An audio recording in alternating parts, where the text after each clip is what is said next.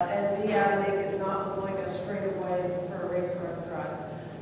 And so if you look at the traffic calming manual, there are things called chicanes that move the traffic back and forth physically. And what developed in the discussions at the last meeting was we could actually utilize parking spaces alternating, changing the side of the road where the parking is at appropriate intervals to create chicanes to help slow traffic. So a plan was developed that showed where those parking spaces would go. They were aligned based on sight distances from the different driveways and intersections and appropriate spacing for the chicane change in orientation.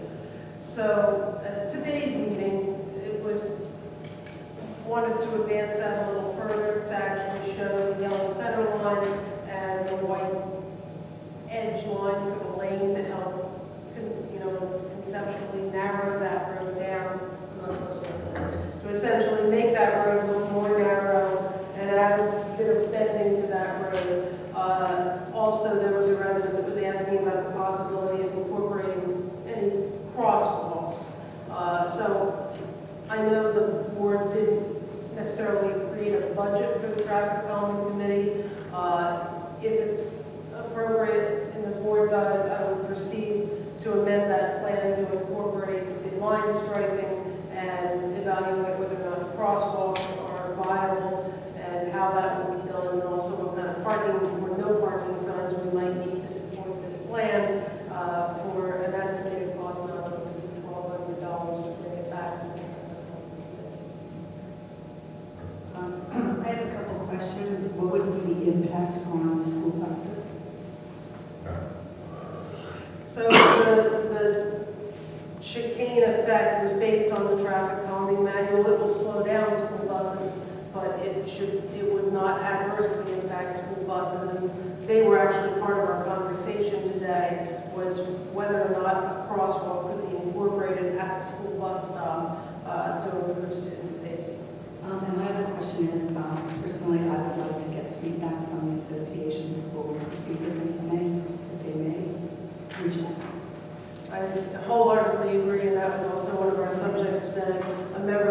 Two members of the association at least were in attendance, and a plan has been given to him to take back to the board for discussion and explanation of what's happening and why it's happening, and get feedback from the owners association, because this is really the problem that they brought to the board, and so if they're not invested in the solution, it's not a good solution. So if I understand that the budget would be after there's a discussion between the association and the traffic calming committee, is $1,200 towards putting in the lines or towards it? It would go towards both my time and drafting time to add to this plan, to enhance this plan, to show the additional traffic striping, and with that, then the township can go to a company such as Guidemark that does pavement striping, provide the cost estimate. Yeah, you have a plan. You actually have a plan that we're going to look at now. It's enhancing that plan. Carol, do you have that plan that you can show the supervisors? Unfortunately, I gave mine away tonight. No, I'm sorry. Yeah, the only thing is, again, I'd like to see buy-in from the Townhouse Association before we expend the money. Well, the problem with that, Marla, is that we can't really show them anything without Carol doing the rest of the work. So the rest of the work that we discussed tonight, we really need to put on the plan so we can effectively show them what it is we're talking about.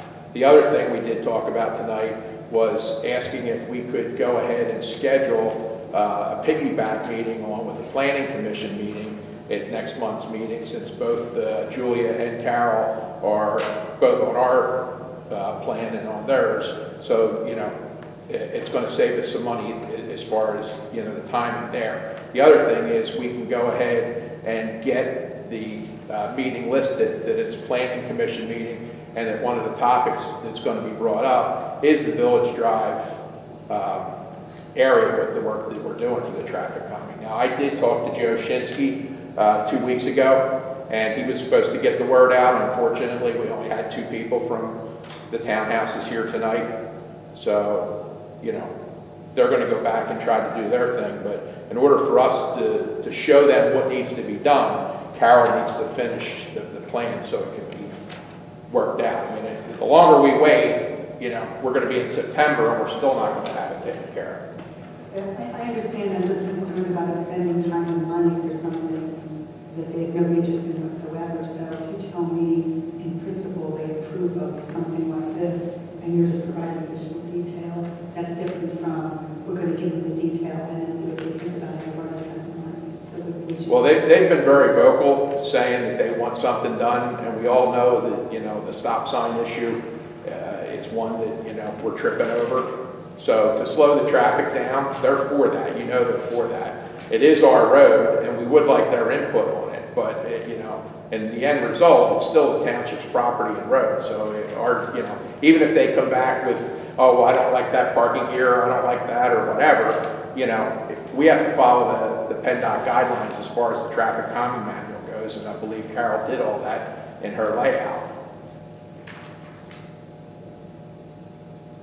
And one other item, Carol, don't we need to check with Chief Maxey as well first before we start the amending plan about the distance for the white stripe from the curb? That we talked about that, with some feedback as well. I think our chairman wanted to confirm with Mr. Magner, with Chief Maxey, that it would in fact give him enforcement capabilities by putting a white edge on it along there. So that would be something. Yeah, that's one of the issues. So if the white edge line, the way Tom explained it to us all, is it's illegal to park where there's a white edge line. So if you come off the curb a foot or 2 foot or whatever the distance is, you know, most cars are 6, 7 feet wide. So if the edge line is closer to the curb, then you're not allowed to park there. Okay. One of the people in the meeting said they never heard of that. You know, obviously they probably haven't taken their driver's test in 40 years, so that's probably why. So what we need to find out from the chief is if that is, you know, effectively the law that he can ticket somebody, that's fine. If not, then we won't put the white edge line down in certain areas, and we'll just put up additional stop signs, or no parking signs, not stop signs, no parking signs across from the chicane areas where the parking is taking place. It has to be an enforceable issue, and then once the plan's approved, then we're going to have a resolution set by Tom so that, you know, the township has that resolution saying that it's legal to put the parking in and define people in the no parking areas. I do think, however, we could still have a meeting with the residents, even if we don't have any final plan. That's why I'm trying to get the meeting scheduled. I talked to Chuck Geiser. He has no objection to it being set up for, you know, his normal meeting next month. So if we can get the residents to come here that evening, you know, that kind of helps everybody. But my point is, before we spend more money, if we do that, then we'll see if there's enough to move forward. You're right, though. I mean, Bob said it is our road. So if we think if it's a good safety item, we can do it without it. But it would be nice to have the residents that live there on board. But I don't know, I tend to agree, rather than spend more money first, let's see what comes back with a meeting with them, rather than spend another $12,000. Well, that's one way to look at it. I mean, if you look back last fall when I handed the petitions in with 250 plus signatures for public safety, some of those people were from the village. Some of them were from, you know, other areas in the township. So it is a public safety issue. So it's something that we need to take care of one way or the other. You know, if we had a budget, it wouldn't have been a problem. We didn't start till January, so we weren't budgeted any money. So, you know, we had the initial costs that were put out already, which went through Tommy's accounting, and we're asking for another $1,200 to get it to go that route. So. I don't disagree. I'm just thinking of the work that went into putting sidewalks in, which residents all wanted sidewalks. But when we brought it up, they all turned up here and said, we don't want sidewalks in our front yard. The money was already spent for Carol's time. I'm just trying to ensure that we spend money on something that there is a need and a desire for. I'm not saying I'm opposed to spending the money. I just want to make sure we follow the proper process and, you know, we do it with the right order. Yes. Who's it? Oh, Chuck, yeah. and just to clear up what Bob said, so he came and asked me at the break. I said I had no issue with it having. Chuck, what's your address? Oh, North Ryan Road. What is it? North Ryan Road. Sorry.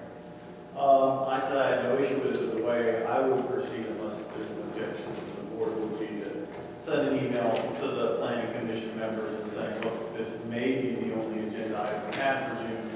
Will you be up for meeting? It's not my decision solely to say we're meeting. So that was sort of the plan that I had in my head for the next week. Your meeting to that happening, to send an email to the other members to ask their, go ahead on it and do it that way. And then just make it clear to the residents who do come that I guess Bob will be running that portion of the meeting, or whoever the designated person would be. So then you're gonna have a meeting in June with them? That would be the best way to do it, and get it done as quick as possible. I mean, if you don't want to spend the money right now, I mean, Is that Karen- feasible to have the meeting, and then after that meeting, we could Sure. make that decision between them? All right? I mean, everybody's lives are busy, I can't tell you who's going to show up. I already made the attempt to get people here tonight, for that and for something else. But, if the word's not put out correctly, then nobody's going to know. So, unfortunately, nobody knew we had a meeting tonight. The only people that knew we had a meeting tonight were the people that were on the board, and a few people that I told otherwise that I was trying to get here. I mean, both of you guys have been here in the past. You've seen Joe Shinsky and Lou come in the meetings. You've heard them talk about the stop sign issue, the speeding issue. What are we going to do? What are we going to do? At our first meeting, Tom Keenan said to us, hey, I suggest you guys start on the townhouses immediately. That's what the board wants you to do. That's what we've done. So now we're bringing it to you and saying, hey, look, we need an extra $1,200 on the engineering. It's not to exceed $1,200. It might be $800. Okay. Squeeze Carol, maybe she'll do it for $6. I don't know. That's fine. I bring, have your meeting with them, and I think after your meeting with them, if they're all in favor for it, then Then we can meet at the workshop meeting, so it's not that far off. Okay. we'll move forward with it. Great. All right? Thank you. They have an email system, don't they? They have some kind of email blast that they can do, so what I'll do is I'll send, Kevin, you want me to send you an email About what? to send to Joe Shinsky, or do you want me to just copy you and Joe on the same one so that it gets out? So I'll get it over to Joe Shinsky, he's the president of the townhouse. So Jeff's on board, so we know we can go. Right.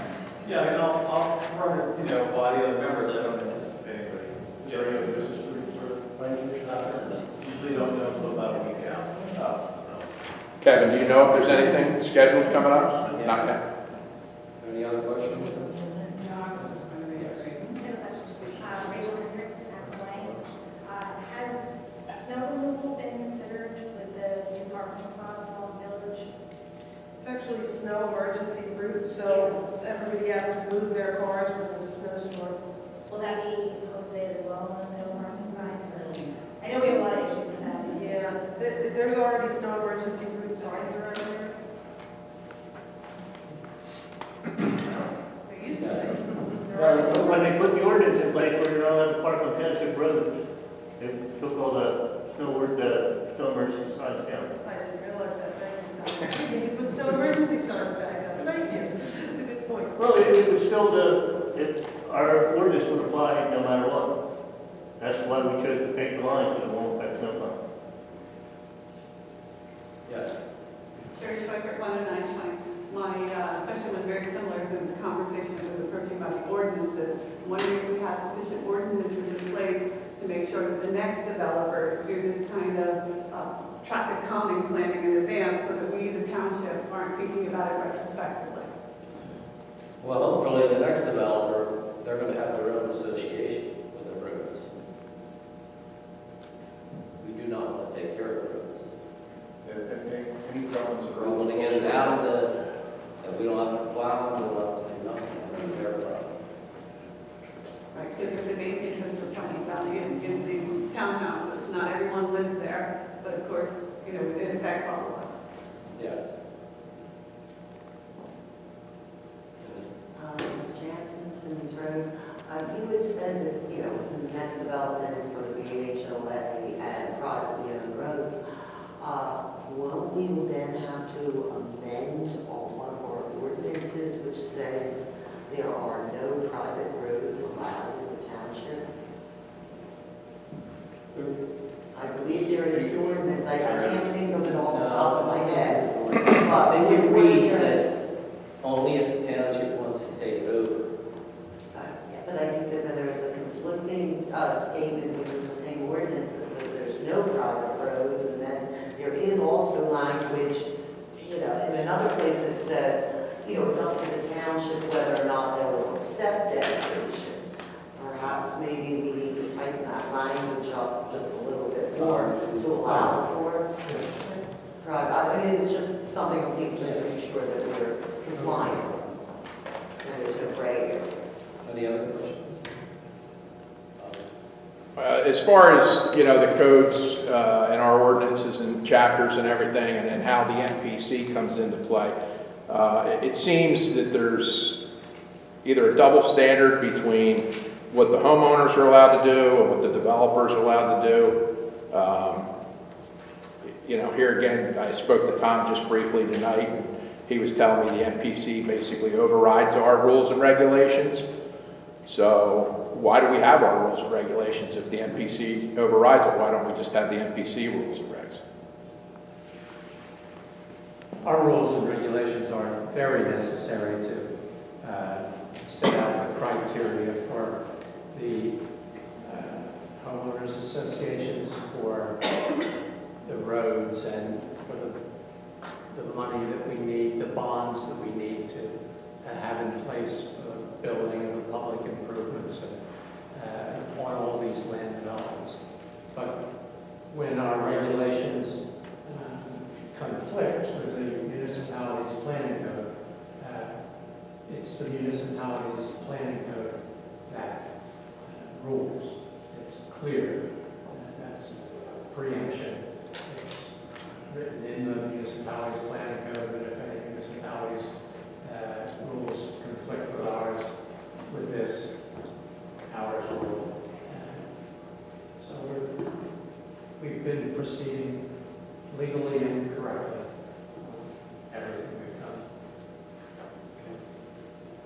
Well, Tom, does that, you're saying the MPC, so Act 247, Article 1, Section 107, where it applies to application for development, it says no construction shall start until all the paperwork's done. And we know that's not the case right now. That's right. Well, then how can they continue to work? Where are you? Act 247, Article 1, General Provisions, Section 107 Of of the NPC. I don't expect you to have it memorized, but, you know, part of the issue that we've been talking about time and time again is the developer has been able to start prior to recording the plans by putting up the bond for the whole job. They put up the $20,000 posting for professional services only, okay? There was no word in our last meeting that Carol had received any submittals, so there was no information that anybody in the public would know that submittal process went through.